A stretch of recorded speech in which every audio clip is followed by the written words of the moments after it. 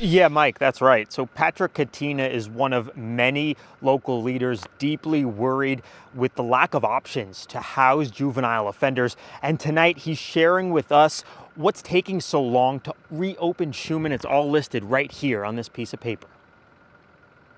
I mean, the general contractor, the electric contractor, the plumbing contractor, the demolition's only 65% complete. They're on the site running cables since late September, but it's taking longer. I believe everyone's doing their best. It's just not happening fast enough. Fresh off a meeting with the county manager, Council President Patrick Katina shared an update he was hoping he would not have to give. It appears that at this point in time that the baseline schedule for reopening is approximately 4/29 of 2024. I'm a little disappointed it's taken longer. Katina says he and other council members were under the impression that 13 beds would be available at Schumann by December 31st.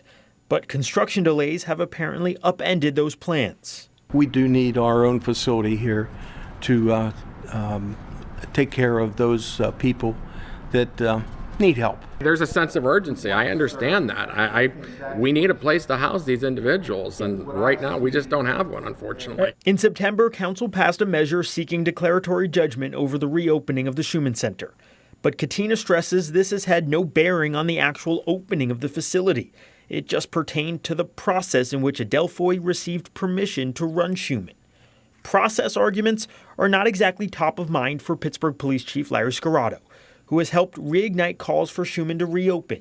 Last week, he told reporters that a 17-year-old in possession of an AK-47 was arrested after being implicated in a school shooting threat, but was released to the custody of a guardian because there was nowhere to house him. A police spokesperson telling us that Pittsburgh police have no inclination toward a public or private operation of the center, and Chief Scirotto has been clear in stating that there is simply a clear need for such a facility to exist, not only to protect the community, but for the protection of juvenile offenders themselves. I don't blame them. I mean, at this point in time, I think the urgency is to get it up and running. But unfortunately, with the construction delays, it doesn't matter if there's a lawsuit or what have you, because it's not going to be ready anyway. We reached out to both the Allegheny County District Attorney and to the County Executive-elect's transition team. Zappala's office has not gotten back to us despite 2 attempts both Friday and today to reach him. Meanwhile, Representative for Sarah Innamorato, the County Executive-elect, said that she would not be available for an interview tonight.